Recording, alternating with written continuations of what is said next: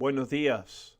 Gracias todos por venir. Vamos a continuar la serie que he empezado de piedras conmemorativas. Estamos mirando la historia de lo que es nuestra iglesia, nuestro compañerismo, de dónde venimos, y estamos mirando especialmente en muchos lugares de por qué hacemos lo que hacemos. Y vamos a continuar.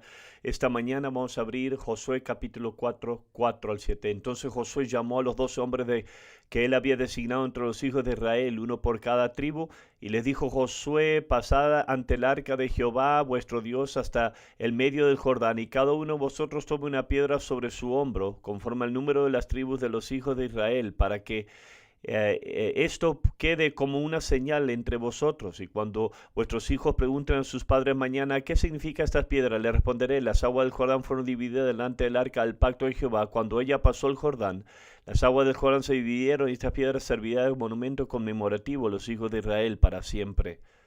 Entonces aquí, de aquí sale el título de la serie, que viene: estas piedras eran algo que ellos podían mirar hacia atrás y alinear aún hacia el futuro. Entonces eso es la base de la serie. Vamos a hablar lo que es la previa historia de nuestro compañerismo. Vamos a ir hacia atrás un poquito y yo voy a explicar de esto. Nosotros siempre hablamos de nuestro compañerismo y contamos desde el comienzo de nuestro compañerismo de 1970, y obviamente eso fue cuando mis padres tomaron la iglesia en Prescott. Hacemos eso partemente porque es verdad, todo cambió cuando mi papá tomó la iglesia en Prescott.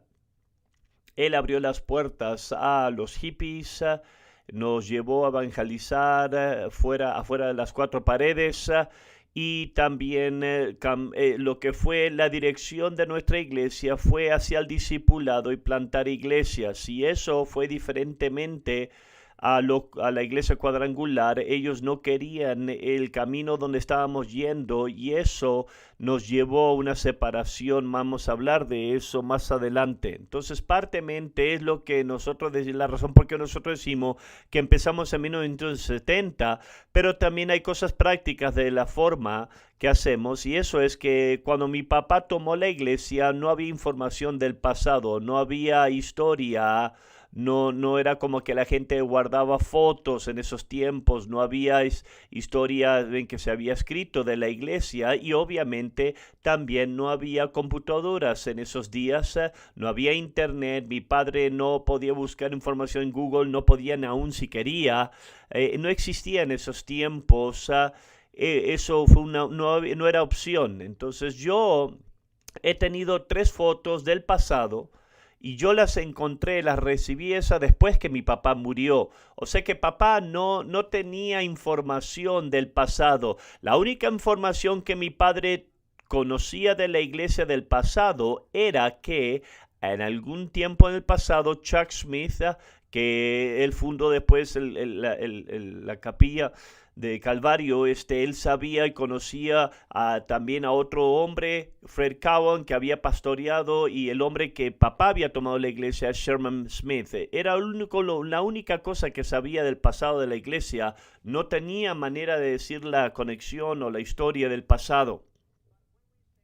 Pero cuando decimos que nosotros empezamos en 1970, eso técnicamente es verdad de nuestro compañerismo, pero no nada más nacimos de la nada. Y técnicamente es incorrecto, porque la iglesia en Presca sí existió antes que mis padres tomaran la iglesia, y originalmente fue una iglesia cuadrangular. Entonces yo quiero ir atrás a la historia. Ahora yo tengo una ventaja y aquí, que puedo mirar el pasado a través del internet, y pude encontrar un poquito la historia de nuestra iglesia, de lo que es la perspectiva de la iglesia cuadrangular, y llegar hasta 1970. La iglesia cuadrangular fue empezada por la iglesia por esta mujer, una mujer llamada Amy Semple McPherson, ¿no? Ella era de Canadá, y esta mujer ministraba. Después aquí hay una foto de ella ministraba. Esta mujer hizo increíble impacto en Estados Unidos, ellos decían que ella tenía las reuniones más publicitadas en su tiempo, en su época. Hacía tremendas cruzadas, milagros, era una evangelista en fuego. La foto que usted vio, ella construyó, después de viajar y de tener tanto éxito, ella terminó, construyó un templo en Los Ángeles, California, que era llamado el Templo Angelus, que tenía asiento para 10,000 personas, y ese edificio estaba repleto de gente. Ella fundó la Iglesia del Evangelio Cuadrangular. Eso es un nombre raro quizás para nosotros. Si tú vas al internet, lo cuadrangular es una tienda donde vende cosas, pero en ese tiempo era la Iglesia del Evangelio Cuadrangular, y ella decía que habían 4 fundamentos. El fundamento de Jesucristo, Salvador, Sanador, Bautizador del Espíritu Santo, y el pronto Rey venidero. La iglesia cuadrangular y esas iglesias eran pentecostales, y ellos creían en la pretribulación, en el rapto de la iglesia. Entonces tú entiendes que históricamente los pentecosteses que creen en el rapto generalmente son los que ellos testifican más. Y eso es exactamente lo que pasó. La gente que fue impactado por la iglesia cuadrangular testificaban, y ellos, desparramaban el evangelio, empezaban iglesias a través de Estados Unidos, y aún más después empezaron iglesias en el extranjero. Y obviamente ellos, como nos afectó a nosotros, ellos empezaron una iglesia en Phoenix, Arizona, y fue en Phoenix, Arizona, en la iglesia cuadrangular, que yo les mostré iglesias en tiempos y enseñanzas previas. Ahí fue donde mis padres se salvaron. Nacieron en 1953. Cuando mis padres se salvaron después de la muerte de su primera hija, sus corazones fueron abiertos. Mi tío George y Ion fueron parte de la iglesia cuadrangular, y ellos lo invitaron a mis padres a la iglesia. Ahí fue donde mis padres se salvaron, y ahí donde mi papá fue lleno del Espíritu Santo. En Prescott, Arizona, la mención temprana del comienzo de la iglesia cuadrangular fue en 1932. A través de ahora tú puedes mirar cada edición de lo que es del periódico de aquí, de Existencia. Tú puedes encontrar, esto es lo más temprano, la mención más temprano de la iglesia cuadrangular en Prescott, Arizona, en la dirección 230 y medio, en la calle Montezuma. Prácticamente está enfrente del Ejército de Salvación, donde hoy en día está. Estos 2 hombres, yo voy a decirles nombres de personas que yo no conozco nada de ellos, pero estos hombres empezaron a abrir la iglesia cuadrangular. P.F. Morrell y el hermano Brisby, ellos empezaron a abrir una obra aquí en Prescott, y eso fue en 1932. Eso fue el comienzo de la iglesia cuadrangular. La iglesia cuadrangular empezó en el año 23, pero 9 años después, en 1932, trataron de abrir una iglesia aquí en Prescott, la iglesia cuadrangular. Leyendo entre las líneas, estos hombres estaban abriendo camino. Yo llego a la conclusión que la obra no empezó bien al principio, porque en la historia de la iglesia cuadrangular, ellos tienen como que en 1936 empezó la obra, pero ellos estaban pionando aquí, ellos estaban tratando de abrir camino en Prescott. Aparentemente no tuvieron mucho éxito al principio de establecer una iglesia que permaneció. Después, moviéndonos en la historia más adelante, en 1935, el periódico dijo que Amy visitó aquí a Prescott. Ella vino aquí a Prescott. Ello fue algo notable. Ella fue la más famosa evangelista de Estados Unidos en ese tiempo. Y aquí en Prescott, Arizona, ella... no tenemos todo el tiempo para leer aquí el periódico, pero tuvieron una convención en Phoenix. Entonces ella decidió venir y visitar a cada iglesia cuadrangular, incluyendo esta obra que los hombres estaban tratando de edificar en Prescott, Arizona. Yo te dije antes que nosotros no conocíamos nada del pasado. Mi padre siempre me decía a mí una historia vaga de que él había escuchado a través del tiempo. Era que había un hombre que había pionado la iglesia, que edificó un edificio y en su mente, en la mente de mi papá, le habían dicho que él le había vendido el edificio a la iglesia cuadrangular. Pude encontrar información de esto, encontramos un artículo, la próxima foto aquí, esto es 1961, es la fecha, pero nos dice que es el aniversario, 25 años de aniversario. En 1936 fue fundado por el reverendo Wylop, fue el fundador y empezó el comienzo en una tienda y después en una carpa y después hicieron un edificio en la calle Mill Valley y vendieron ese edificio y lo que papá escuchó es que este hombre tenía la habilidad de hacer construcción y él fue el que edificó el edificio en la calle Lincoln, donde ahí nosotros empezamos a ocupar cuando mis padres a mí vinieron en 1970. Entonces, esto es lo que la iglesia cuadrangular, ellos marcan esto, los hombres originales al comienzo quizás no fue muy bien, pero Dios los bendiga, ellos empezaron a abrir camino en Prescott, Arizona, 1936. El reverendo Wylop, él y su esposa pudieron ellos a lo que es edificar esto. La próxima foto aquí es un avivamiento, una nota de un avivamiento en la calle Lincoln ahora. Y nos dice, va a haber nombres, yo voy a nombrar aquí, no conozco exactamente cuando cada persona empezó y terminó su ministerio, pero en 1937 esto fue una cosa que la iglesia cuadrangular hacía, mandaban mujeres pastoras, Mary Alice Bridges y Adeline Mills, ellas fueron, después que edificaron el edificio, aparentemente tenía edificio, vendieron el edificio a la iglesia cuadrangular y creo que este hombre tenía un espíritu de pionero y él lo que hacía hacía esto en otros lugares. Después la mención en el periódico, la próxima mención, eso es en 1938, el pastor fue el pastor Goldsberry. Yo no conozco nada de esta gente, pero ellos se edificaron ahora y estaban pastoreando del año 38 hasta 1940. Después llegamos a la próxima mención aquí, la próxima foto. Esto nos dice que en este tiempo tuvieron, creo, alguien llamado Ernest McGrew. Esta gente nada más estuvo aquí por un año. Esto nos dice que en 1942 ahora el reverendo Huffman tomó la iglesia y fue el pastor en 1942. La próxima foto, 1946 ahora, el pastor fue S.L. Tyler, esposa, la pareja esta tomaron la iglesia en 1946 y esta es la lista aquí.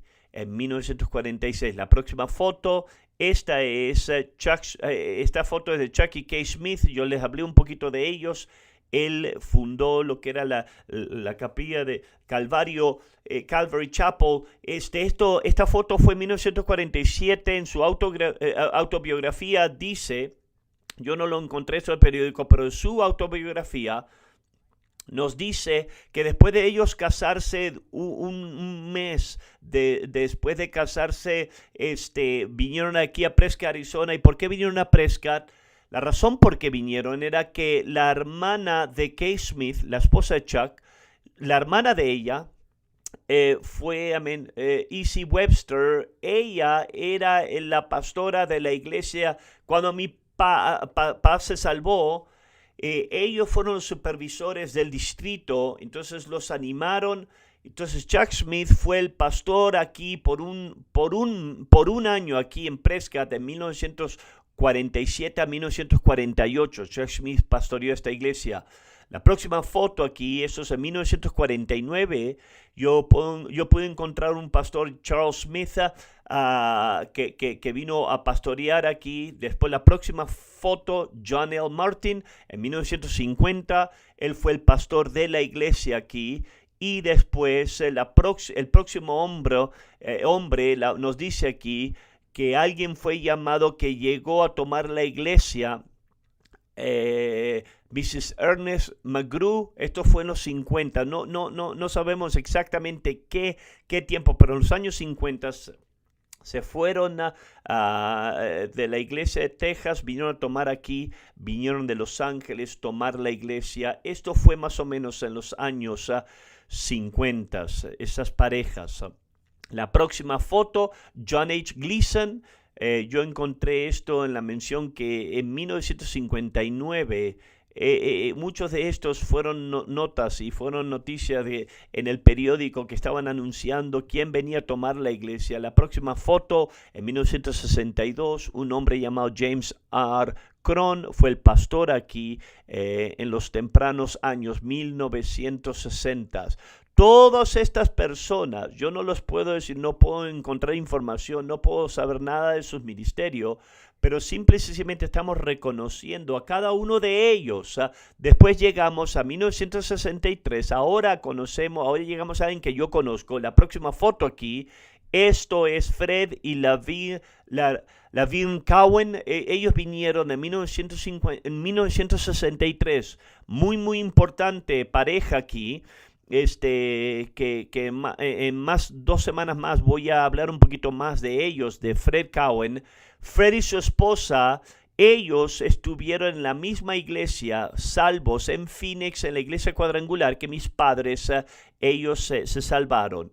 Entonces, ellos fueron amigos de mis padres. Yo recuerdo que muchas veces tratábamos con ellos como niños. Yo recuerdo, yo voy a dar una historia después de ellos. Fred fue el hombre que nos abrió la puerta para ir a Australia y voy a decir esa historia más adelante, pero como yo dije, como todos saben, yo no pude decirle nada de los otros, pero sí tengo una poderosa foto aquí. Cuando Freddie Cowan vino aquí como pastor, primeramente esta foto nos dice aquí que fue una película. Muchos de ustedes sabían que mi papá amaba lo sobrenatural porque él vio películas de T.L. Osborne, de cruzadas de milagro. Él tenía y marcaba sus cruzadas con video, y eso fue el primer interés de mi padre, amén. Fred Cowan, amén, también tenía un toque sobrenatural de Dios en su vida, y él hacía lo mismo cuando él vino aquí, y fue patrocinado, que ahora Fred Cowan era, amén, el pastor, y él iba a mostrar una película de Osborne. Ellos pastorearon de 63 al 67. La próxima foto que vamos a mostrar, esto es una foto aquí cuando cuando alguien se salvó aquí. I. Cook, este es nuestro hermano I. Cook, se salvó en el ministerio de Fred Cowan. ¿No es hermoso esto? Amén. Él y su esposa estaba viniendo a la iglesia. Ike era un hombre duro, un pecador duro, finalmente vino y aquí se está bautizando. Está en la casa de Ike Cook en Chino Valley, se están bautizando en la alberca. Él está bautizando, Fred Cowan está bautizando a Ike Cook. Y esto es poderoso para nosotros en la iglesia de Prescott porque, amén, Ike Cook y su esposa fueron pilares de nuestra iglesia por muchos años.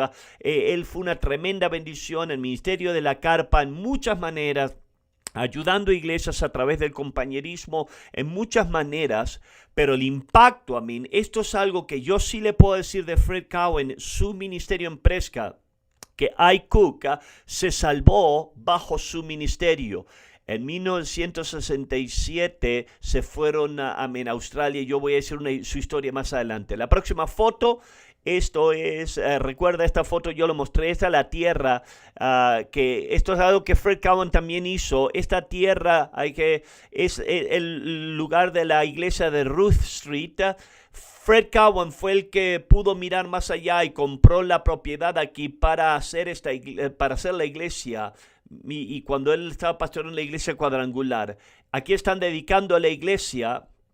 Creo que tienen una dedicación de edificio. No había edificio todavía, pero iban a dedicar el territorio, la propiedad aquí. El hombre en el medio con el saco gris, su nombre era Sherman Smith. Sherman y Aline Smith, ellos tomaron la iglesia, ellos pastorearon ante mis padres, pastorearon de 1967 al año 69, y después el final pastora que el pastor, este es el anuncio aquí.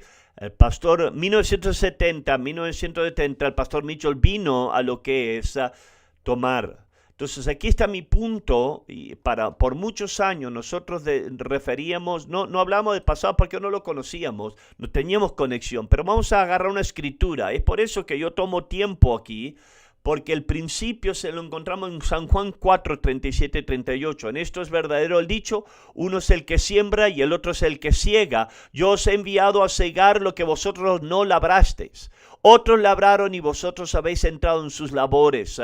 Esto aquí, este es el principio bíblico, es que nosotros siempre beneficiamos de, labores antes de nosotros, de personas que labraron. La Biblia dice, hay gente que siembra, solamente siembra, nunca ven la cosecha.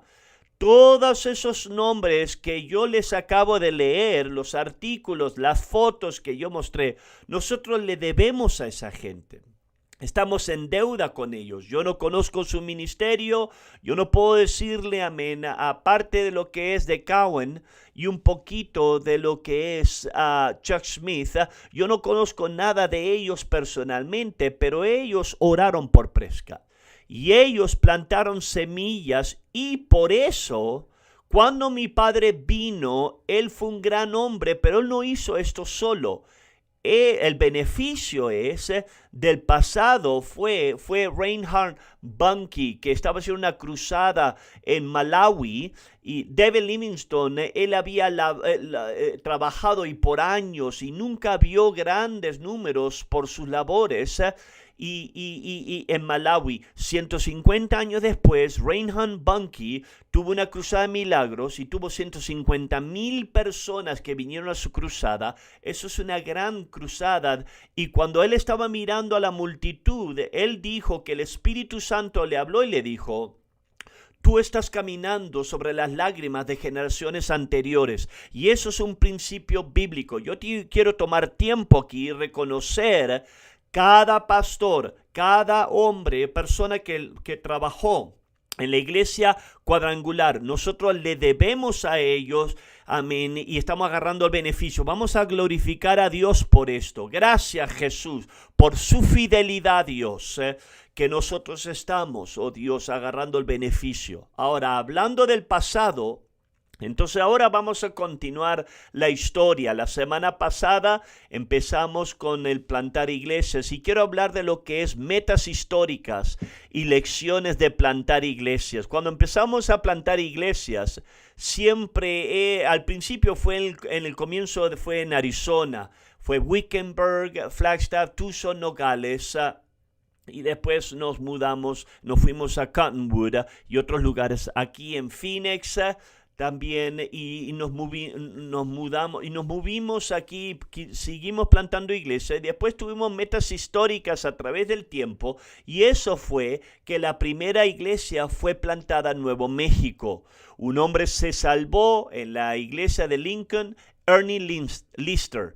Este hombre era un indígena navajo, y cuando él se salvó, él vino poderosamente, fue transformado, pero él decidió que él quería ir a una escuela bíblica india de nativos, y él se fue, y creo que la escuela estaba en Phoenix, y él fue en el movimiento de Dios que originalmente pasó, pero él pensó que él quería hacer esto, y él fue a la escuela bíblica. En sus propias palabras, él dijo: yo aprendí más en los primeros 2 meses de estar en la iglesia de Prescott que en los 3 años que estuve en la escuela bíblica. Entonces él terminó la escuela bíblica, colegio bíblico. Él estaba, fue un pastor de jóvenes que era una iglesia en Nuevo México. Y finalmente se dio cuenta y dijo: ¿sabes qué? Hice un error. Regresó, vino a la casa de mi papá y él se disculpó por irse. Mi padre no lo reprendió, amén. Le dijo sencillamente, Ernie, tienes que agarrar de Dios, encontrar a Dios y encontrar lo que Dios quiere de tu vida. Y él dijo que él tomó más o menos 3 días orando, buscando a Dios, y Dios le dijo a él: ve a Gallup, Nuevo México. Él fue a Nuevo México, Gallup, Nuevo México, empezó a caminar creyendo que Dios lo quería, que él esté ahí, y él empezó a creer en Dios por Gallup, Nuevo México, y él encontró un edificio en un pueblo. Tenemos la foto aquí, ahora es un negocio. Pero cuando él encontró este edificio y él vio que se podía alquilar, el problema era que él no tenía dinero. Él regresó a la casa de mi padre y él le dijo a lo que es a mi papá, lo que Dios le había dicho a él, que empiece una iglesia en Gallup, Nuevo México. Encontré un edificio que nosotros podemos alquilar. Mi padre fue, agarró el dinero, le dio el dinero y él pudo alquilar ese edificio, y ahí es donde la iglesia de Gallup, Nuevo México empezó su comienzo. Ahí tenemos unas fotos aquí del pasado. Aquí está Bobby Montoya y después aquí está Jerry Bertinetti tocando la guitarra. Todavía sigue tocando la guitarra desde que Noé salió de la barca, ha estado tocando guitarra. Tenemos más fotos aquí y tenemos aquí una temprana foto, Artie Arrigan. Ahí está John Robinson en el medio. Aquí está Perry Shorty.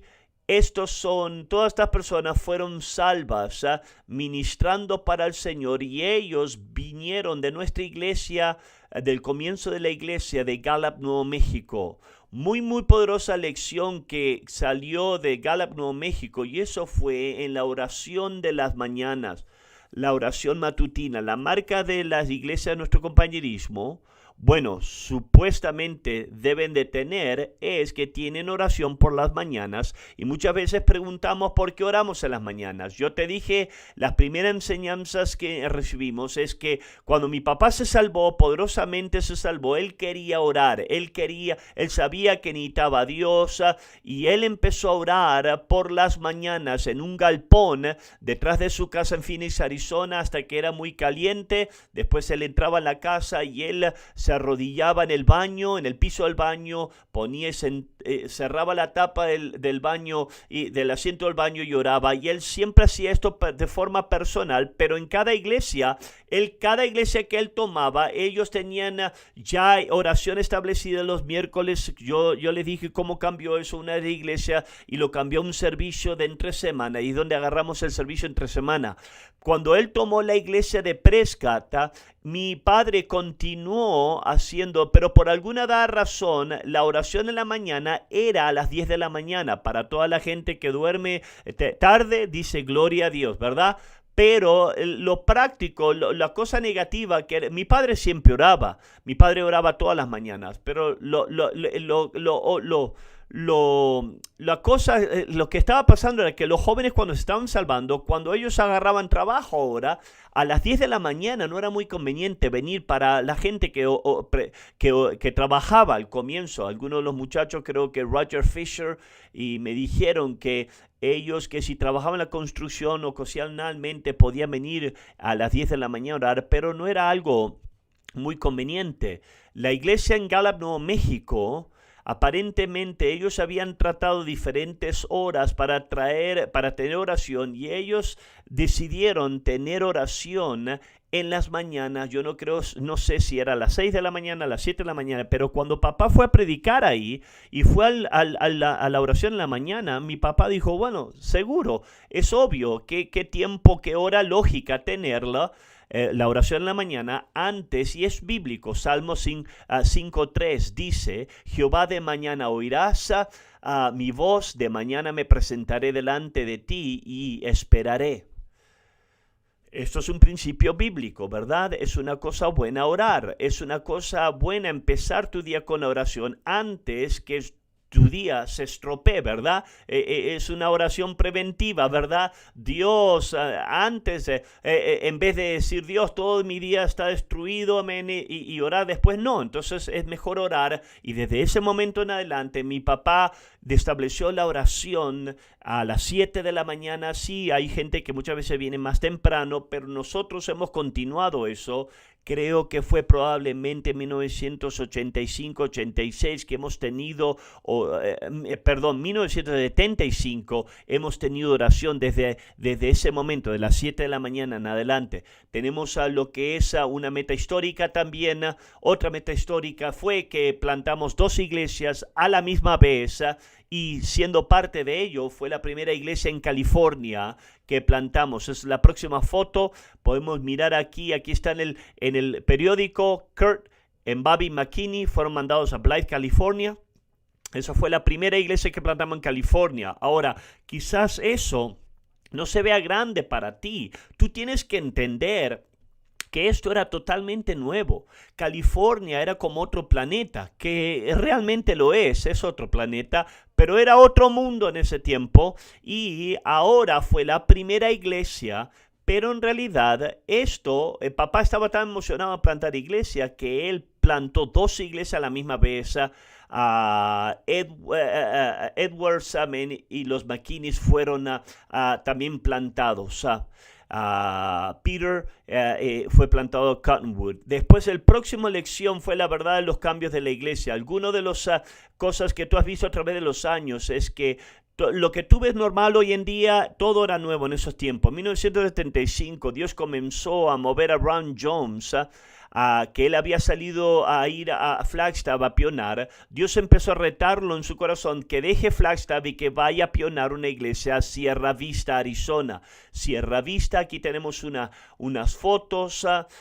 Eso es una foto del área. Aquí hay un fuerte militar en ese lugar, y eso está localizado en Sierra Vista. Tú tienes que entender aquí, yo voy a explicar en un minuto, en un momento, en más detalles, pero una denominación, cada vez que alguien se iba y dejaba algo, era la sede central. La sede central era quien ellos ponían una votación y encontraban gente que puedan tomar la iglesia y ellos decidían dónde tú ibas. Todo tenía que ver con la denominación, con la sede central. Nunca era hecho con una iglesia local. La manera de plantar iglesias de nuestra manera no es así.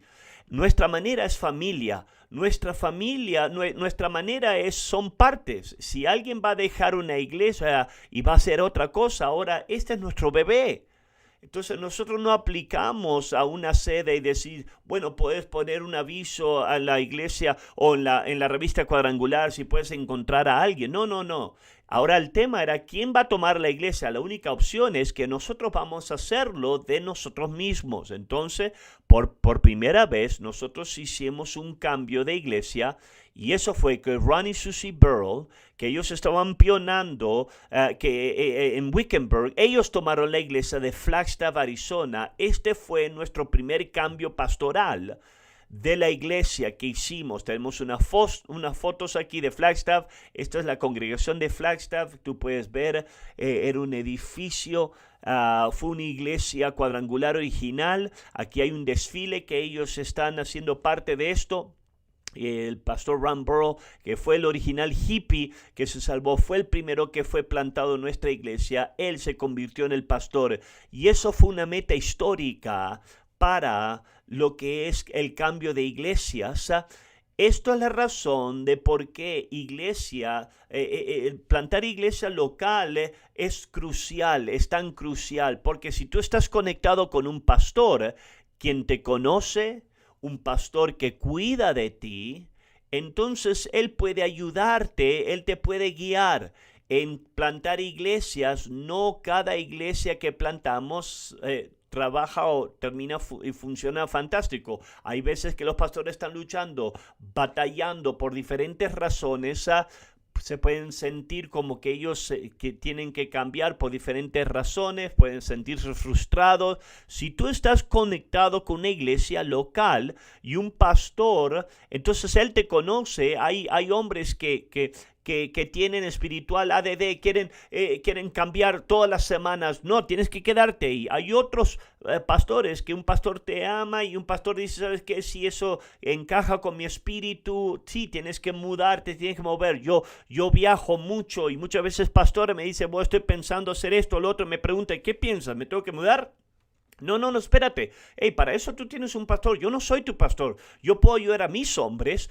Tú necesitas hablarle a tu pastor. Y lo que eso trae en nuestro compañerismo es que estamos todos en esto juntos. Esto no es una máquina. No es nada más una organización, estamos todos juntos aquí y esto trae responsabilidades compartidas. Eso quiere decir que los pastores que toman iglesias ahora, ellos tienen que responder a la dirección de Dios. Si Dios los anima, los guía a un pastor que vaya a otro lugar, entonces están ellos para ellos responder y decir, sí Dios, voy a hacer tu voluntad. Por otra parte, si yo quiero ir, quizás está frustrado, tú dices, o quizás no tenemos una opción. No, el pastor dice, tienes que quedarte. Esos pastores tienen responsabilidades, congregaciones, tienen que fluir con lo que Dios está haciendo. Hay veces que cambios de iglesias, cambios pastorales, no son muy divertidos, ¿verdad? Hay gente que se salva bajo el ministerio de un hombre y se siente como que le deben algo a él. Entonces pelean en contra de la voluntad de Dios. Ahora el nuevo hombre viene, no está haciendo nada malo, él no es el hombre anterior, y entonces la gente se empiezan a luchar, pelear, tú eres el anticristo, ¿por qué? Porque no eres mi viejo pastor. Eso no va a funcionar, eso no ayuda a través de todo. Y también tenemos la tercera responsabilidad compartida, es discípulos, ¿verdad? Tenemos discípulos tenemos hombres que plantamos. Muchas veces quizás ellos van a pionar, ellos tienen que estar abiertos ahora si hay una necesidad. Esa es la voluntad de Dios y tienes que estar dispuesto a cambiar tu manera de pensar y responder. Responder a la necesidad es una válida manera de encontrar la voluntad de Dios. Todo esto junto a través del tiempo, en cada conferencia tú vas a ver nuevas iglesias que se plantan, pero también vas a ver cambios de iglesia donde un hombre va a otro, al extranjero, un hombre va a pionar y por alguna razón hay un cambio. Otras personas se mudan ahora y toman esa posición. La primera vez que pasó eso fue en Flagstaff, Arizona. Y vamos a avanzar ahora en nuestra historia. Si nosotros éramos parte de la iglesia cuadrangular, porque todavía no somos parte de ellos. Y eso es una historia larga que se desarrolló a través del tiempo. Vamos a empezar ahora y hablar de lo que es las primeras tensiones denominacionales. Una muy importante palabra, denominación. La iglesia cuadrangular, amén, es una denominación. ¿Qué es una denominación? Mira el diccionario, es un grupo de iglesias con creencias comunes marcadas por el control centralizado. Eso es muy importante aquí. Nosotros no somos una denominación, nosotros somos un compañerismo. Vamos a definir eso más adelante. Pero estamos hablando ahora de lo que es una denominación. Una denominación es nada más, es control centralizado y tiene que ver con tres muy importantes áreas. Número uno, con cómo ellos agarran nuevos pastores, cómo los pastores son entrenados y entran al ministerio. El control centralizado controla esto, la sede controla. Vas a la escuela bíblica. Cuando mi padre se salvó, una iglesia local en Phoenix, fue a su pastor y él le dijo, creo que Dios quiere que predique. A él le dieron la única respuesta que ellos sabían. Tú tienes que ir a una escuela bíblica. Esto es la denominación, el control centralizado. Una escuela bíblica. Tú te recibes ahí y ellos van a determinar dónde tu ministerio de ahí adelante. Entonces, denominación, control centralizado, entrenan pastores. Lo número dos, tiene que ver con misiones. Yo creo que Dios quiere que sea un misionero. Entonces, tú vas a lo que es a solicitar la Junta de Misiones. Ellos, parte de su organización, es simple y sencillamente contratar con misiones. Tú solicitas aquí, tú pones una aplicación, tú quizás te preguntan preguntas y determinen tu manera y tu estado. Y lo que la Junta de Misiones determina eso, tu pastor no determina eso. Hay veces que ni conoces a esta gente, ellos no te conocen a ti, tú no los conoces a ellos, tú pones una solicitud y ellos concuerdan o desacuerdan, ellos son los que apoyan. Todo el dinero para las misiones solamente va al control centralizado. Las iglesias locales no son que las iglesias que mandan el dinero, mandan todo el dinero al control centralizado. La tercera parte, plantar iglesias, Y es aquí ahora donde vamos a ver que esto fue lo que causó tensión. En cada iglesia, en la iglesia en el mundo, tienes pastores que van a otros lugares, que renuncian, tienes pastores que mueren por alguna razón, muchas veces se abren iglesias. Entonces, ¿quién decide quién va a pastorear ahí? En una denominación, tú tienes lo que es el control centralizado o tienen distritos. Y la iglesia cuadrangular tenía distritos y el supervisor del área del distrito tenían amén de Arizona, de California. Ellos eran quienes ellos determinaban quién va a tomar estas iglesias o quién va a pastorear. Entonces ahora, dándote ese trasfondo de historia, en nuestro comienzo, al tratar de llenar las iglesias, porque, amén, el problema de un control centralizado es que tú terminas con muchas iglesias abiertas porque no conoces a gente personalmente. Yo tenía muchas iglesias abiertas. La iglesia cuadrangular nos permitió llenar algunas de sus iglesias existentes porque mi padre le empezó a decir a los poderes más allá: hey, ¿sabes qué? Tengo parejas aquí que están llenos de la vida de Dios y el fuego de Dios, ellos están listos, pero no han ido a una escuela bíblica. Entonces, la única manera la iglesia cuadrangular que podía ser pastor era ir a una escuela bíblica. Entonces, actualmente esto fue revolucionario para la iglesia cuadrangular. Ellos estaban disponibles ahora a poner parejas que no habían ido a la escuela porque no tenían opción. Esto solucionó el problema. Tengo una iglesia vacía. Yo le dije, como mi papá vino, no tenían pastor por 3 meses, tengo una iglesia vacía. Bueno, tienes una pareja, un joven, ponlos en ese lugar. Entonces, Dios bendiga a la iglesia cuadrangular por permitir eso, pero conociendo la naturaleza humana, que yo predigo que ninguno de los muchachos que mandamos de nuestra iglesia fueron gente, amén, no tomaron iglesias poderosas, fueron iglesias pequeñas, amén, que iglesias que estaban batallando. La expectativa era que estos jovencitos que no están entrenados van a luchar van a batallar como los pastores de la iglesia cuadrangular. Pero ahora vino un problema. Muchos de ellos no batallaron. Muchos de ellos, amén, no fracasaron. Las iglesias empezaron a crecer.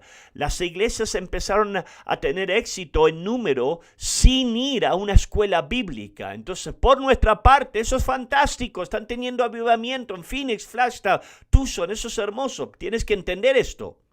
Esto creó tensión en la iglesia cuadrangular. La tensión número 1 es que el éxito de los discípulos pastores amenazó los fundamentos. Imagínate esto, que eres un pastor de la iglesia cuadrangular. Tú pagaste dinero para convertirte pastor. Tú gastaste dinero para recibirte.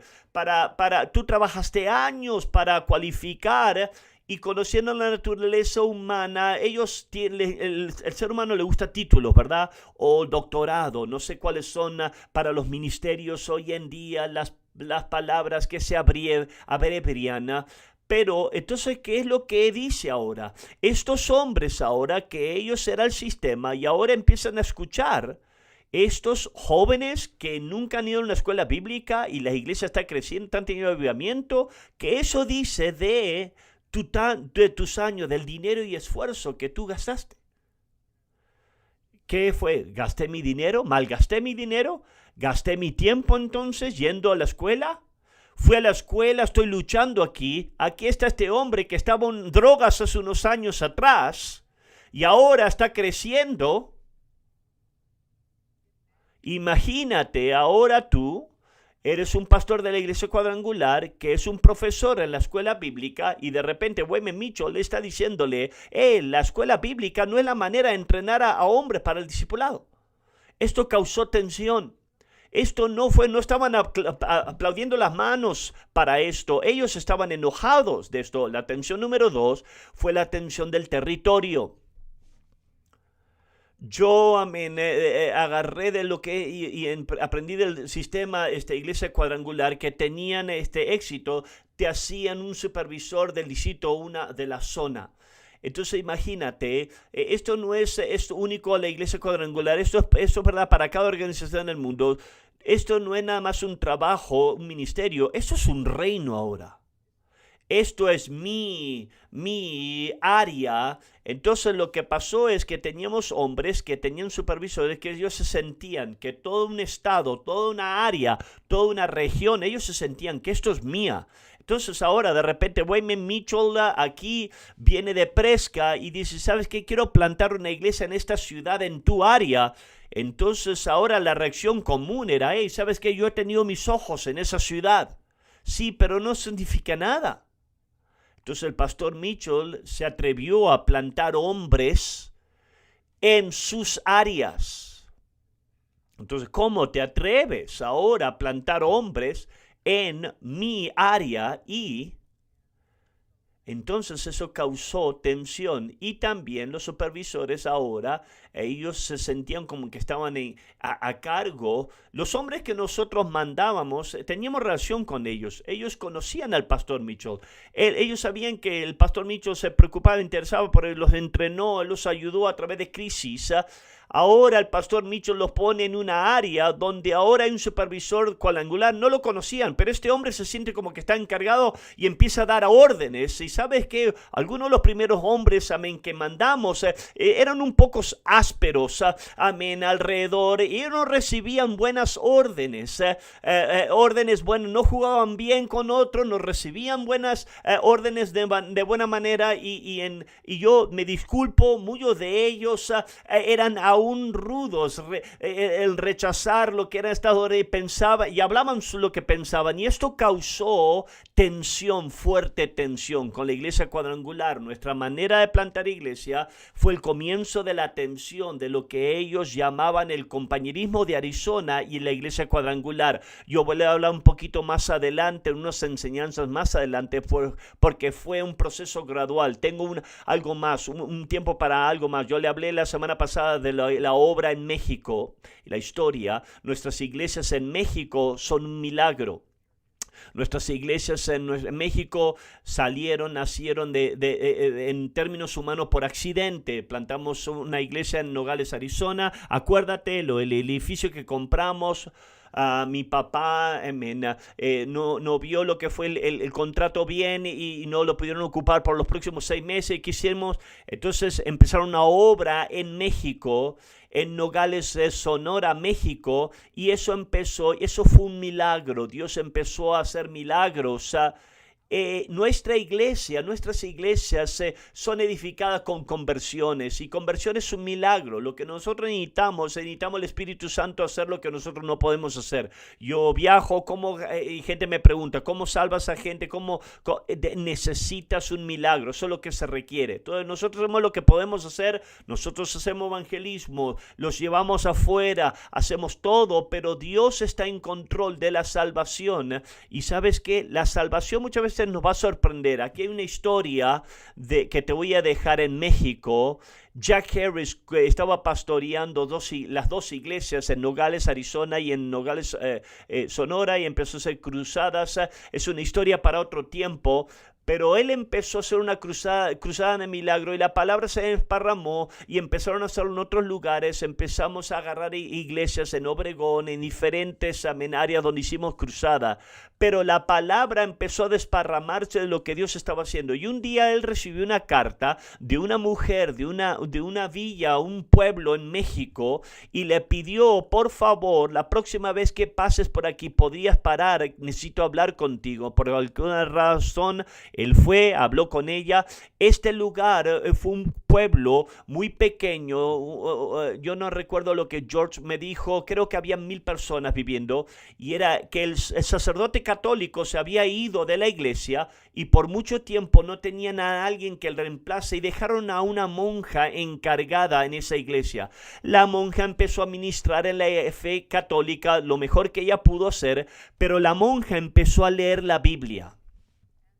Y cuando la monja empezó a leer la Biblia, ella descubrió que Jesucristo dijo, necesitas nacer de nuevo. La monja católica se salvó. Y ella, sí, esto es un milagro. Y no nada más ella se salvó cuando ella empezó a ministrar en la iglesia católica. Ella empezó a decirle a la gente, tú necesitas nacer de nuevo. Y la gente de la iglesia, todos se terminaron salvando.